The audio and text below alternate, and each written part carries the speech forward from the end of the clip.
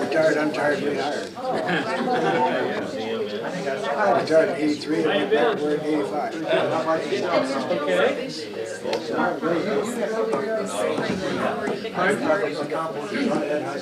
was going to make a call to you.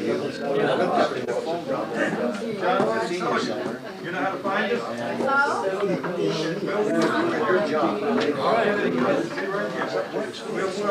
Okay, 2 days before, and she says, John, I'm in Riverside. I won't be there Monday. So we substituted the meeting. After the funeral the other day, and they going to the funeral home, I get a call at 8 o'clock in the night. John, I says, Lil, let me guess, where are you? Riverside? Yes. I says, you won't be here Monday then. She says, no. I said, well, don't worry about it. We'll fill in. So the next day, after the funeral, I was talking to Ed. I head down to the Black Horse. And Mr. Meyers, Bill Meyers, was sitting there with his wife. I said, Bill, how would you like to talk Monday? He said, oh, yes, I would. So I turned to his wife and I said, will you be sure he's here Monday at 1 o'clock? I'll make sure I'll cover for him. Well, 15 minutes ago, Ed and I was on the phone saying, Bill, when are you coming up here? Well, he said, what time is it? He said, we're waiting for you. So, you weren't late. That's all right. We have all this going. But anyway, Bill, We get a lot of BS at these meetings, Yeah. Bill, so don't. but as I was in the Sentinel, Bill served with the air combat helicopters in Vietnam.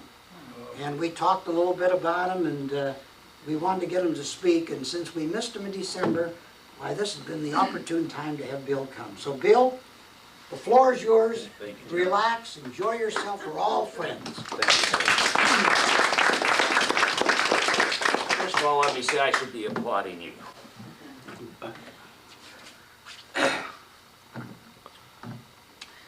I think in light of current situation that we've all been experiencing on the news, it's very humbling for me to be here in front of you all today. You are Tom Brokaw's greatest generation, but you're also this country's greatest generation. Can you hear him without the mic? It would help. I'll kick it up a little. You are the ladies and gentlemen that inspired me to enlist in the United States Army in 1967, when that was an extremely unpopular thing to do. As I had an opportunity, through the help of a congressman named Bill Ayers up in Akron, to get an S2 deferment so that I would not have to serve my nation. From the very beginning, that was totally intolerable to my sensibilities. I never even considered myself unwilling, unable, or undesirous to serve our country. Some might say that I picked the wrong war at the wrong time. It was never received well, and nor were most of the veterans, I would have to say, were probably not received well.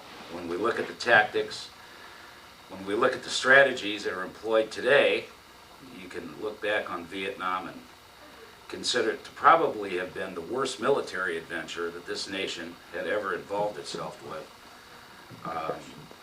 since I can't remember when. I don't think there's anything that could compare it to it, other than not letting MacArthur go across the Yalu River. Right. But the men and women that it was my grand fortune to serve with stood head and shoulders above any people I've run into since, other than fellow veterans of World War II, Korea, and an 84-year-old gentleman I met when I first got back from Vietnam, who was a doughboy in World War I. My father served in World War II. My whole life has been one that never questioned, never even considered any option other than that. And my choice had been to be a Marine Corps pilot. Sadly, my academic skills at that time were not sophisticated enough to continue on at Ohio State in their Naval ROTC program. So when certain realities of grade points started to settle in on me, with the Social Security Service very nearby, keeping close tabs on my academic pursuits, I elected to join the U.S. Army for their Warrant Officer Training Program for military aviation. best decision I ever made in my life, and was flight school, or basic training took place at Fort Polk, Louisiana, and this was true for all of the warrant officer candidate pilots. We low crawl, those of you who have been through basic will remember that, from Fort Polk, Louisiana to Chicago, Illinois, and back to St. Louis in the 9 weeks that we had an opportunity to be there. So I did learn how to crawl on my belly when I was in almost under any circumstances. But Fort Polk was unique in the fact that it was in Louisiana, and that was a cultural shock for a kid from Akron, Ohio. And to survive that, I thought was quite an accomplishment until we got to Fort Walters, Texas, where we took our primary flight school training. No one also, the recruiter here in Columbus that I went through, had forgotten or failed to share with me, and I think it was more a case of the latter, some of the realities of the first couple of months of flight school. There is absolutely nothing that happened at West Point to a cadet during Hell Week that I can identify with and did not share with. So to have survived that particular episode without ever even seeing anything more than hearing helicopters in the sky, and spending all of our time in classrooms and on the cement floors with 7 layers of tree wax, it got to be quite the struggle to think that you would ever get behind an aircraft. And finally, they put us in these TH-55s, which you've seen, you don't see them much anymore, but they were the original police helicopters. The little ones. It was 7 bands of rubber and a pint of oil between you and Jesus. This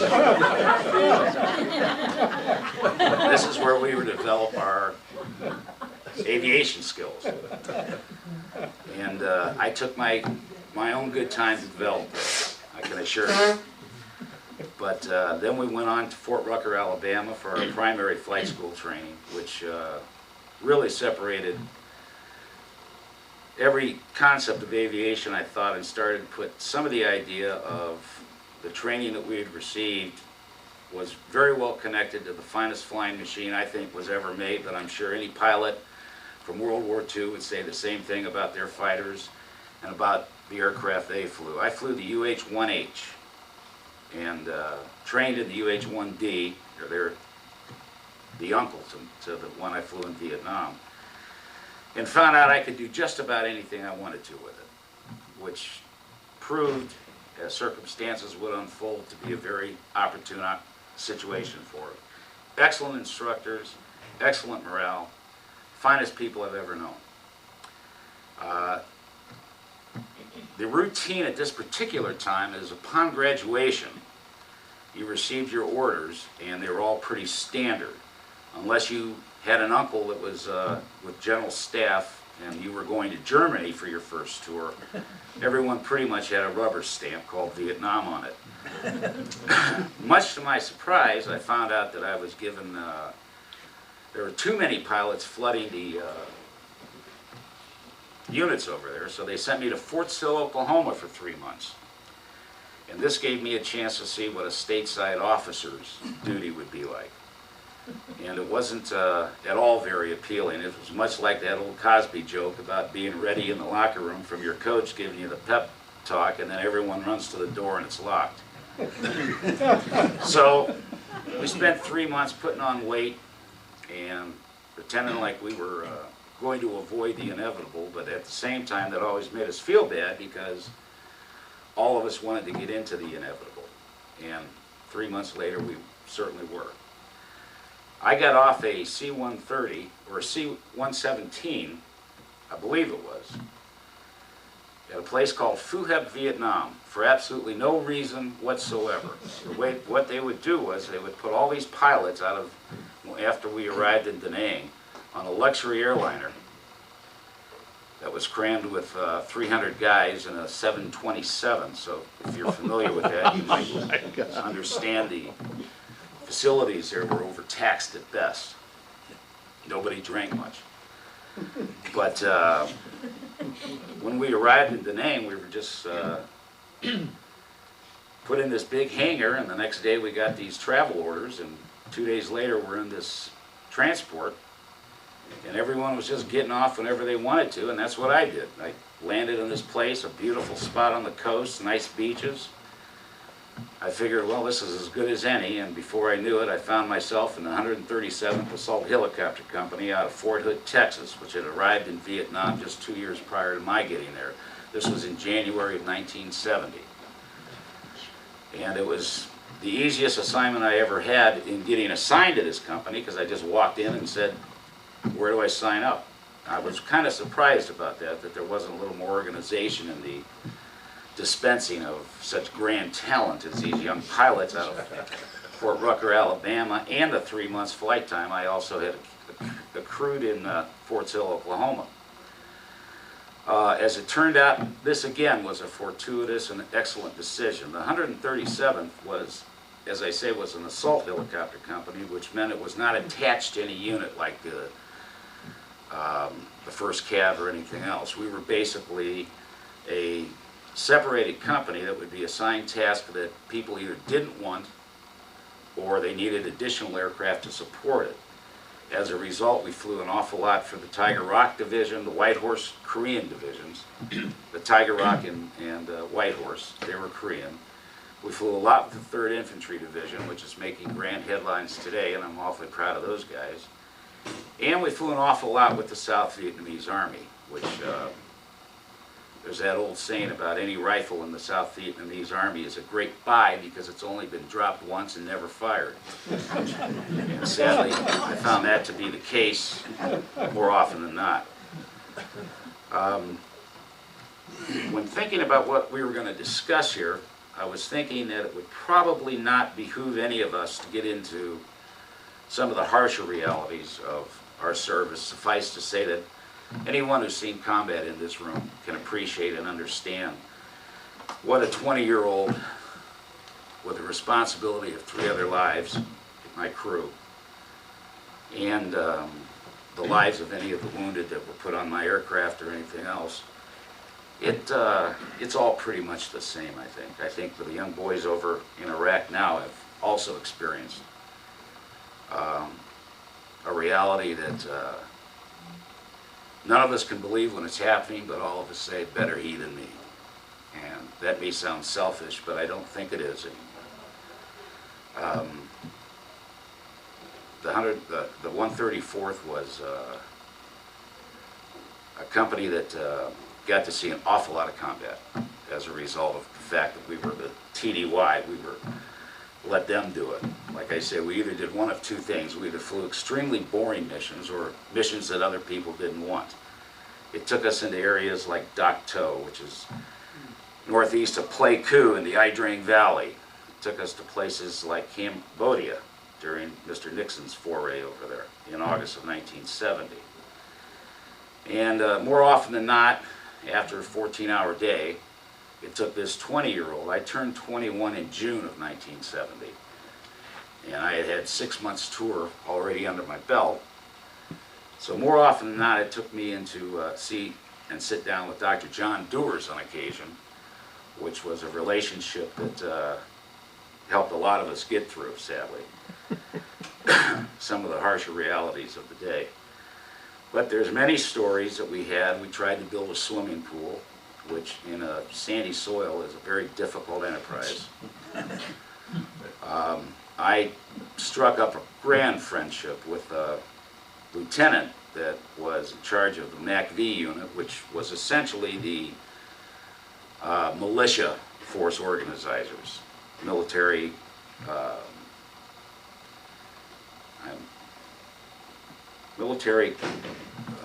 action coordinators. I really can't think of it right now, what MACV stood for, but they had their hands full because basically they were dealing with locals called rough puffs, which regional forces, popular forces, and essentially were arming a militia so that the VC could have plenty of U.S. weaponry to use against us as soon as the sun went down and they were done picking rice. But this young man and I got to drinking one night in the O Club, and we said, you got an awful lot of fishermen out there bringing in an awful lot of fresh seafood.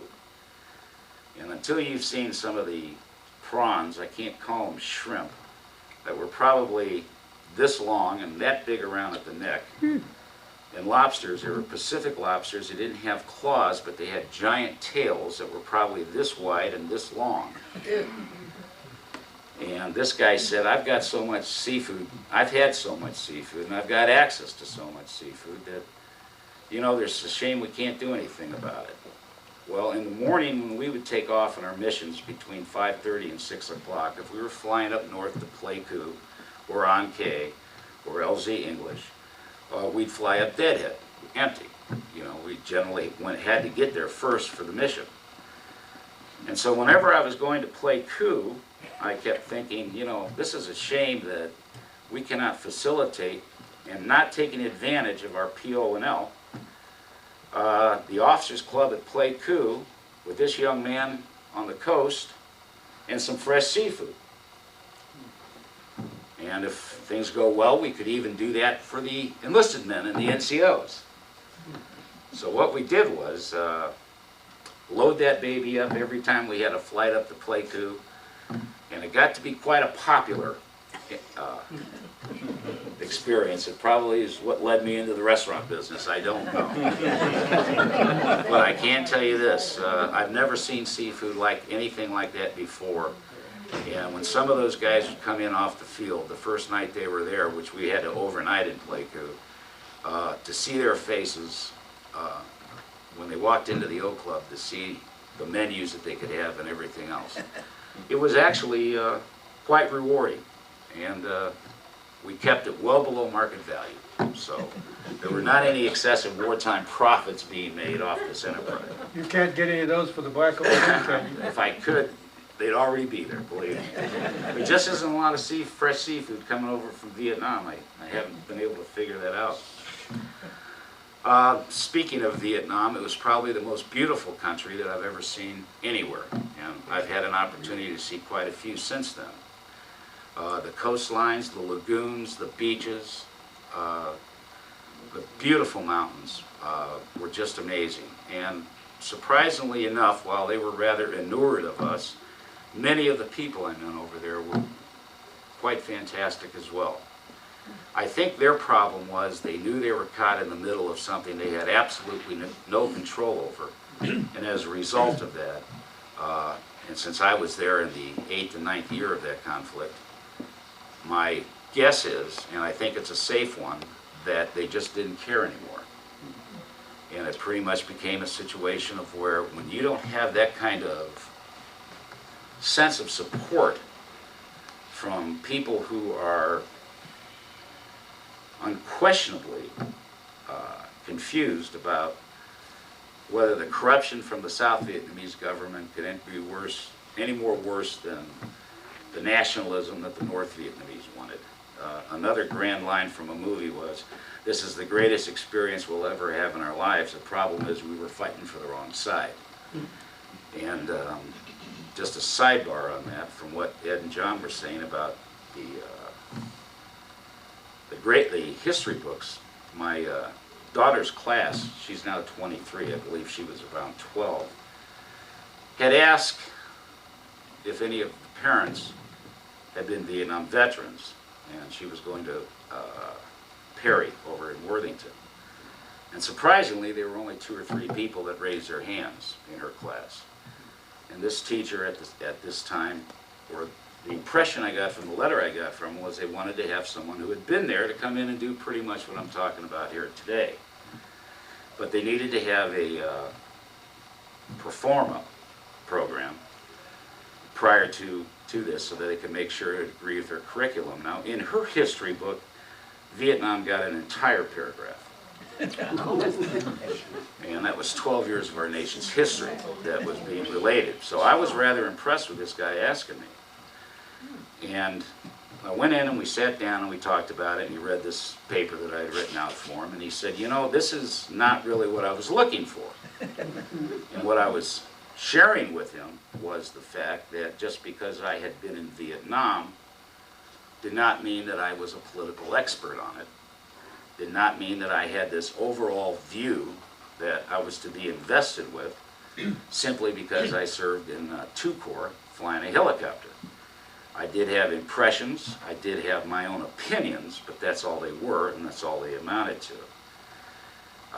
He felt that this was not biting edge enough, and they were still looking for an indictment on not only the war, but sadly, much like the experience we had when we got back, an indictment of the people who fought the war. And I'll never forget, I settled in Seattle, Washington, and was afraid to tell anyone that I had been a Vietnam veteran. I tried to let my hair grow long, but I just couldn't abide it, although I know I need a trim now. What was the teacher's experience militarily? None. None whatsoever. As a matter of fact, I came to find out that at Perry High School, no one in the academic staff had ever served in the military. Had never served in the military at all. No, I think the No principal was wars? like 32 or 33, and they were all the intelligentsia, the smart people that knew that we were wasting our time and our lives. They got deferments probably. Pretty much that S2 deferment I told Congressman Meyers I could do without. But when you jumbled all of that in, I don't want to short anyone that came back and took their lives. It's a hard fact, but it's a true one, that more suicides have been committed by combat Vietnam veterans than were killed in the war. That the wall in Washington could be double the size to salute those guys. And I often found that to be one of the more devastating statistics of that war. Flying a helicopter, having a crew, being in firefights, going into hot LZs, were, while they were scary, they were an elation that still stays with me to this day. I'm certainly not suggesting that there's glory in war. Did But you I have certainly side door gunners on your chopper? Yes, sir, we had two. And they each had an M60 machine gun, which is a very devastating weapon. And I think that the harsh reality of war, and it's been said by many better spokespersons than myself, is an elation that will stay with you for the rest of your life, but one that scares you as much as it probably enthralls you. And that would be a reality that I think is going to be found out to be true by the guys over in Iraq, and whatever other adventures that we go into. And I don't say that in a negative context. I've been for what we're doing from the very beginning. While many critics are now silent, maybe they should practice a little more of that particular attribute prior to drawing conclusions. But I would like to simply say that I'm honored to be here. I am very pleased to have served my country. I often wish I hadn't got out of the service. I'd be retiring now and getting ready to double dip into something. But I really miss not having stayed in the military, simply because when I see the technology that is available to our troops today, we are the most formidable fighting force in the history of the world. Rome was also the most formidable fighting force in the history of the world. Rome allowed themselves to be corrupted from within simply because they took all of their military veterans and they farmed them out all over the empire. And they didn't have any clubs, they didn't have any organizations, they didn't have any VFWs or AMVETs. That won't ever happen in the United States of America. And it will never happen to my generation, I certainly hope. Bill, how do you Because we're compare your, expected to stand up to the same standards that you guys have stood up to. how do you compare your chopper with the ones they fly in Vietnam? That Black Hawk and stuff, Apache are quite formidable, aren't they? I would compare the Black Hawk and the Apache attack helicopter to a B-17 pilot trying to compare a B-17 to a B-1 bomber. The sophistication and the level of sophistication is way beyond anything that we had. I could probably equate better with a pilot, a B-17 pilot from World War II, or a fighter pilot, based on the type of flying that we did. Today, the computerization, the night vision, and I've had an opportunity to fly in and to see some of the stuff on a Black Hawk, is just beyond comprehension. The greatest fatalities have been incurred in Iraq have been due to flying in a desert environment. And I can assure you that the brief experience I had in that kind of thing is just like flying in a blizzard. So it's probably quite remarkable that there weren't more accidents, since accidents accounted for the greatest problem. The 2 pilots that were just rescued said that their weapons had jammed and that they couldn't return any fire. And the big question I remember when they were shot down was, could a peasant farmer take down a Apache attack helicopter with an AK-47? And the answer is yes, you could take it down with a properly thrown stone. So one has to be aware that mobility, high-speed mobility, is a whole lot better than sitting around and hovering. But again, they were all in a brand new environment, and this was the beginning of a whole new style of warfare. So Ed, I would say that the advances that have been made in rotor wing aviation in the United States military has been, compared to what we had in Vietnam, there really isn't any comparison. One other thing I'd like to ask you about, recently I read where a lot of the fighting in Vietnam was done by the Viet Cong as opposed to the People's Liberation Army, so-called. And after the war, the regular North Vietnamese army executed a lot of the Viet Cong. They didn't appreciate it either. They let them fight and take the villages, but after the war was over, they were dispensable. Well, there is a new word that's being bandied about quite a bit now called embedded. And the Viet Cong in Vietnam were not only embedded in the local terrain, they were generations of families that grew up there. It would be just like someone growing up here in Upper Arlington. So the NVA, when we came into contact, extended contact with NVA units, regular Army North Vietnamese units, twice in the entire time I was there, and I would tell you that that was probably the most horrific John Wayne type of combat that I had ever been involved in. It had all of the drama and all of the realities of fighting a very determined enemy. The rest of the time, you were always fighting the cloaked enemy, the shadow enemy. The Cong. The Viet Cong were extremely. Could you tell us about what would be a sort of a typical mission that you'd have with your We could stand carrying? Did you carry other troops to the area? The assault, the aircraft that I used was used primarily for hauling artillery pieces, although you had to have mighty cool weather to do that in a Huey. We also carried a lot of ash and trash, which would be water and food out into the field. We did combat insertions, long-range recon patrol insertions, which were slightly more touchy, a little more delicate. You wanted to have make sure your M60s were working just fine.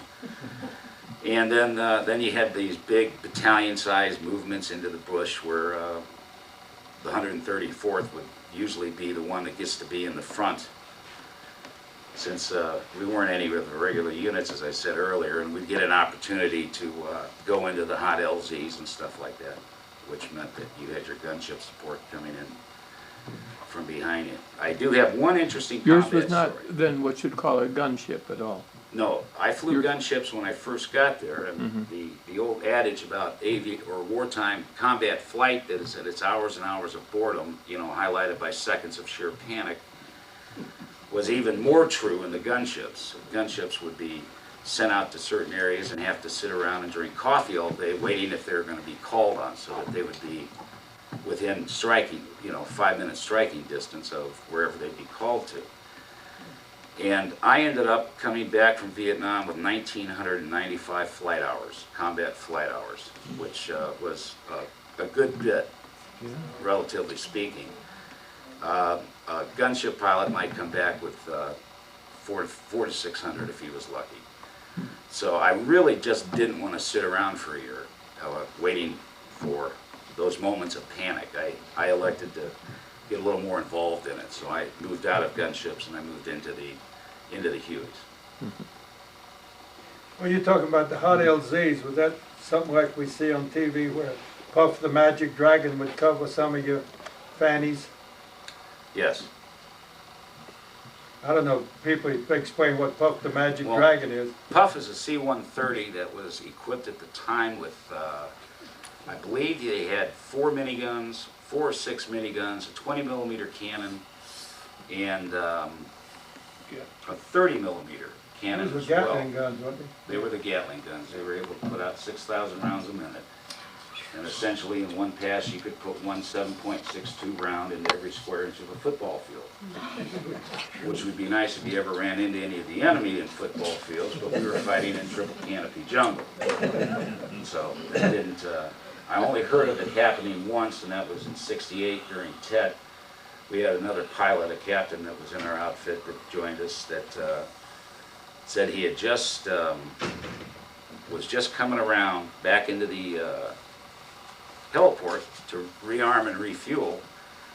His guns were empty. He had miniguns on that day instead of rocket pods. And as he was coming around his downwind leg and coming in to turn on to short final, there was an entire company of North Vietnamese soldiers walking down a main highway as if they had already won the war and taken the town. And he said I was lined up right on them and I didn't have anything to throw at them but a stone or my pistol or whatever, but it wouldn't have done any good. And that was about as close as I've ever seen of anyone. I know you've seen it in the Green Berets and in the movies, but I'm afraid the North Vietnamese were much smarter than that.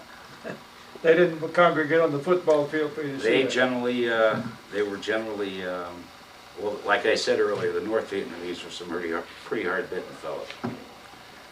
Very committed to, they were all committed to what they did, and they suffered phenomenally, as did our nation and as did the South Vietnamese people.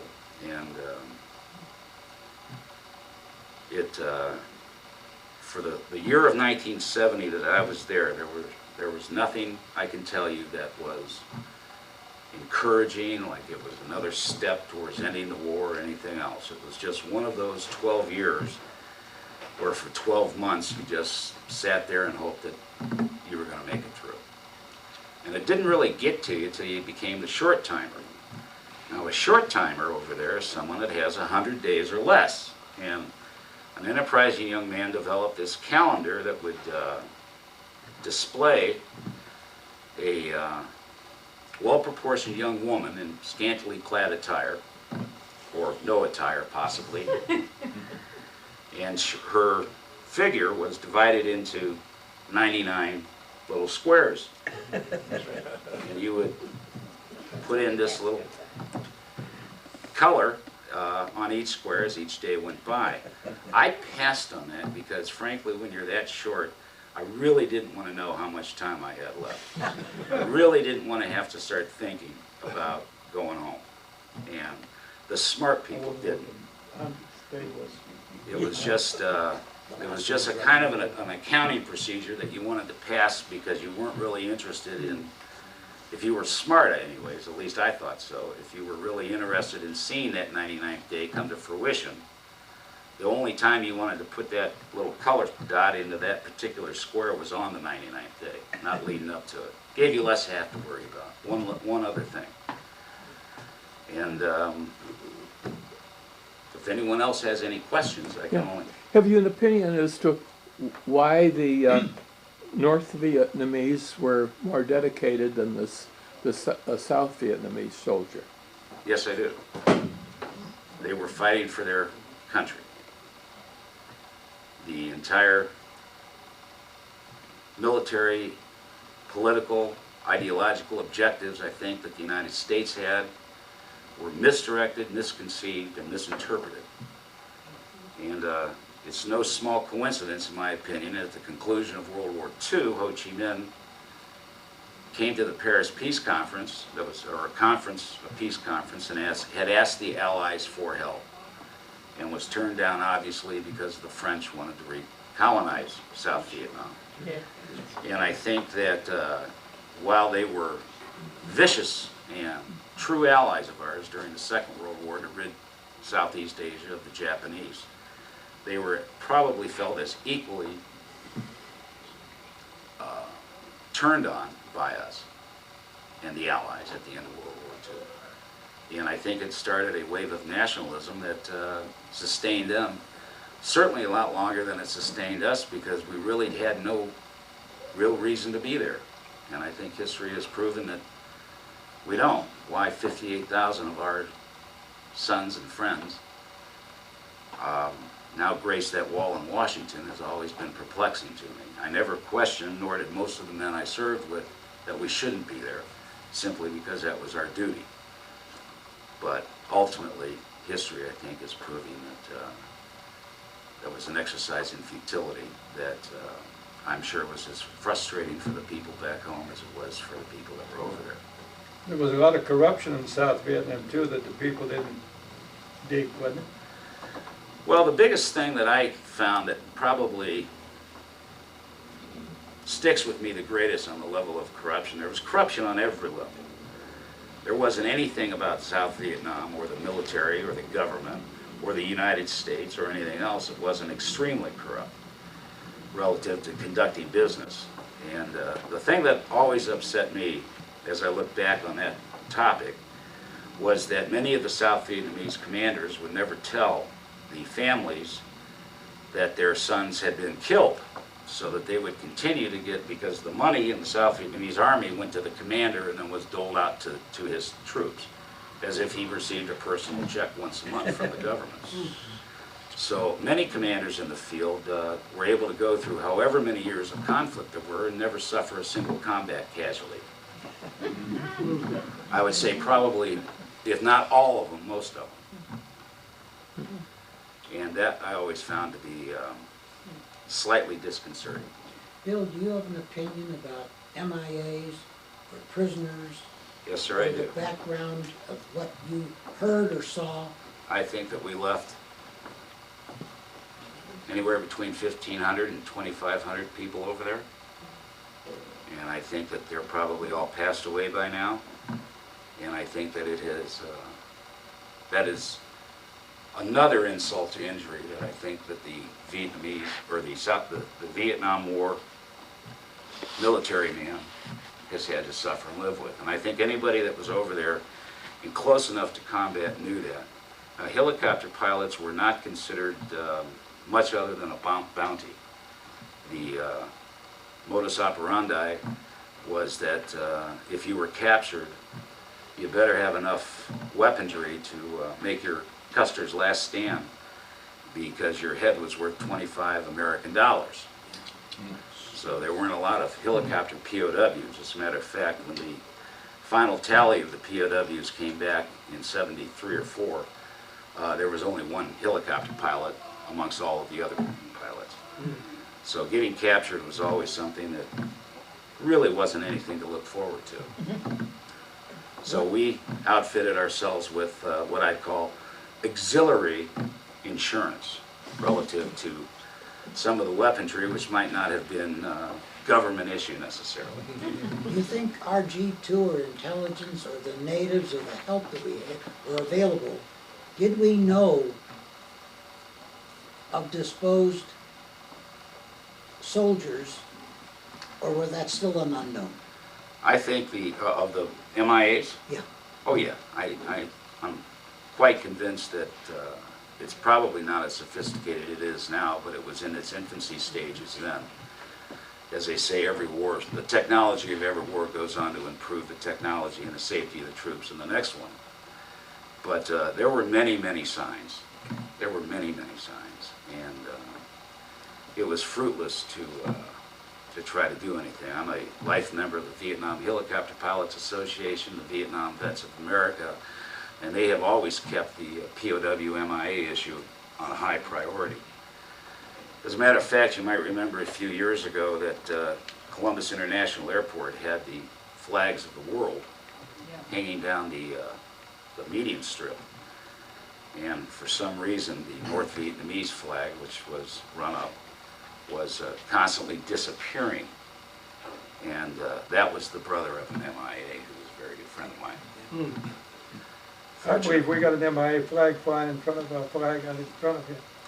Well, I don't think they're ever going to come home, and I think that a great disservice has been done to the people of the Also, we United got a States. mayor took the state flags down because some of them had a cross and bars and stars on it, and he didn't like that up in Columbus. He didn't like that, so he took the flags along the avenue on Front Street. He Okay. took them down because he didn't like that either. So political correctness is still alive and well. Well, I've never been able to figure out politicians, and if I have any regard for them whatsoever, it's minimal. I think they like telemarketers and used car sales. Well, Yeah. maybe you folks relate to this better than I do, but I think George Bush has demonstrated and shown to me anyhow the kind of president that I wish we had had when I was in Vietnam. Amen. Yeah. What do you perceive was your mission? Why the dickens you were there? That seems to be a... Because the Army taught me how to fly helicopters and told me I owed them 12 months in Vietnam. So my entire motivation over there from after learning how to fly, because as you know in flight school they teach you just enough to get you in trouble, they don't teach you enough to really learn what to do. But because I was flying 140 hours a month and we were so strapped for pilots, which I told you earlier that I'd been sent to Fort Sill because there were so many in the pipeline. Apparently all of them none of them went to the Second Corps because they took us all up quite quickly. But were you My there motivation just to was kill... basically to Excuse me. make sure my crew came home and that I came home. You got That some any- on-job anyone on training. my aircraft came home, You Did got you... some on-the-job training. Did, completely. yeah. But did you feel you were over there to push the North Vietnamese back, or just to kill them, or to... You must understand what? that when I got over there, the war was 9 years old. The reality of the stalemate that had been developed, the fact that main highways between An Khie, Quy Nhon, Pleiku were being mined every night, 7 days a week, 7 and 24. The fact that the prevailing military philosophy was that we own the skies and the ground during the day and the enemy owns it at night. And this is after 9 years of previous military endeavors. When I got there, it didn't take a military genius to figure out that the best thing I could do was make sure that anything I was responsible for, any human being, any life, even including the bad guys, if I was responsible for their lives, my job was to make sure that everyone went home and nobody went home horizontally. And that really became the motivation, I think, for all of the pilots. We just protected our own. You spent time there in that area. Do you have any observations or feelings about the North Korean situation? Yeah, I think that the North Koreans would probably put up another 2 or 3 days more worth of a fight. The Premier of South Korea said something interesting in the paper the other day, that they are essentially a paper dragon, or a paper tiger, I believe his term was. And, you know, we don't get to see, this is just an opinion now, but there's no sense of the despots, with Saddam Hussein being the best example, and he's touting his weapons of mass destruction, his elite guards and troops that he had. He reminds me of one of these small European countries in Europe that would have had a standing force that when confronted with the reality of the modern battleground has absolutely no endurance or staying power. I think the most telling thing that I've seen so far, and I think this would be true in North Korea as well, is the incredible ability for these people to disappear like hot butter, like butter on a hot pan, that they just blend into the wilderness. Now, the North Korean soldier, I was reading not too long ago, is fed three squares a day, uniform, and given shoes. His family may be starving, but, and I don't know what kind of regard he holds his family in. So he's got another one of these situations that, much like we experienced in Germany and Japan, that you have a commitment to a military through fear, through intimidation, or through the idea that you just want to be part of it. without any real commitment to an ultimate goal or end. I've often thought, what was the ultimate goal and end of North Korea? Well, it would have been the invasion of South Korea, logically speaking, to try to pull Vietnam. But South Korea has so far eclipsed them in their economic savvy and their ability to westernize their culture, that North Korea really doesn't have an ultimate goal or end. And I think that the fighting soldier needs something like that. In Vietnam, my fighting goal and end was 12 months in combat. And to be able to talk about it one day in front of you fine people. But what does the North Korean soldier really have? And when they're confronted with their rocket program is very instructional in the fact that it is so infantile in its development that I think the media tends to make it more of a threat, and maybe our government does in response to solidifying our position on it. But I truly believe that North Korea would fold like a cheap suit. Now, they're tenacious and hard fighters, but we weren't really fighting them after 1951 in Korea as much as we were fighting the Russian MiG pilots and the Chinese, who also had very little desire to be there, but didn't have much of an option. You think China and Russia are using them as a testing ground? I think they did back in the 50s and You the don't 60s. think they're doing it now? Well, again, my opinion will only be based on Yeah. my meager history, but Sure. I was listening to a Russian pilot who flew North Korean MiGs during the Korean conflict, who said they were deathly afraid of being shot down had the MiG-15 not been slightly superior to most of the early jet fighters that we were able to put up. He said they essentially were not to be captured, they were to drive it into the ground. And you've got to wonder that kind of motivation. Again, referring to World War II, the Battle of Okinawa cost us something like 3,800 naval casualties at the cost of 50 kamikaze pilots. And as devastating as those percentages are, they certainly ran out of kamikaze pilots before they ran out of U.S. Navy. So I would think that whenever you're motivating, like Saddam has demonstrated, I think, extremely well, whenever you're motivating people beyond what is human, decent, and good, and for that you can justify the war, the destruction. War is meant to kill people and break things. That's all it does. And if that's the motivation that's behind it, it has never lasted. There is no society, there is no part of human history, recorded or unrecorded, that has ever allowed that to sustain as a victorious motivation for any military engagement. At least that's an opinion. Bill, what about going back to Perry School and your time there? Right. How were the kids, how were the No, teachers? I never got a chance to talk to him. That answered. Your program. He elected that my particular point of view was not pointed enough to agree with what the stated principles of their curriculum were. I'll tell you how times have changed. When I addressed the class at Centennial, I was going to speak about the Iraqi war. I said, now this is my opinion, but if you don't agree with it, you're wrong. And that was pretty well.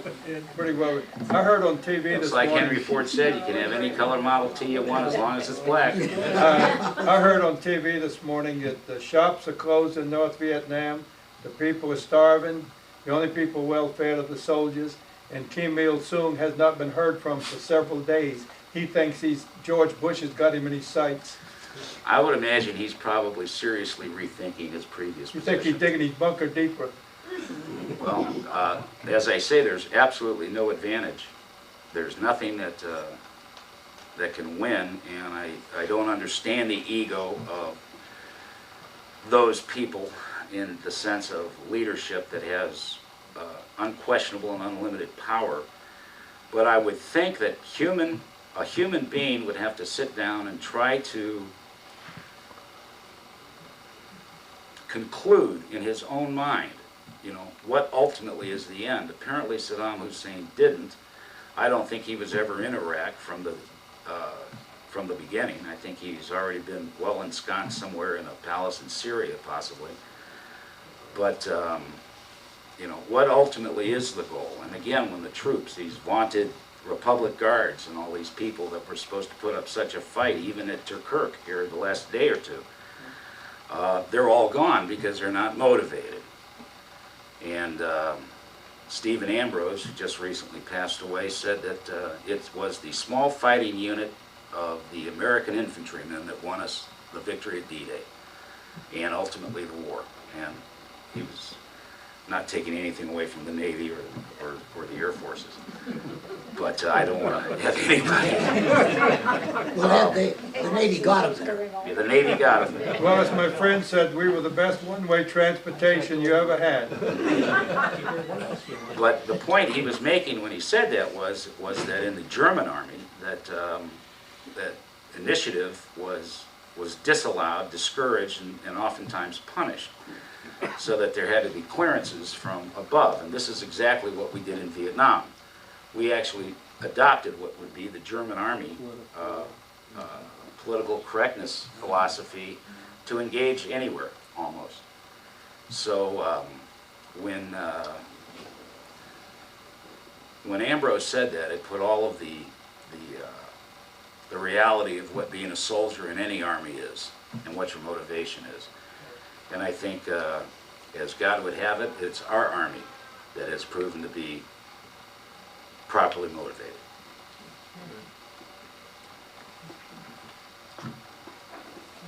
Very good. Thank you very much. Again, remember, you guys were our heroes. And I still invite you to go down and visit him in his place of business. I mean, Billy, you're part of our family. You're part of our family. Thank you very much for coming. Thank you. Thank you very much. Yeah. Okay, folks, there it is. Thank you, Whitney. Down there in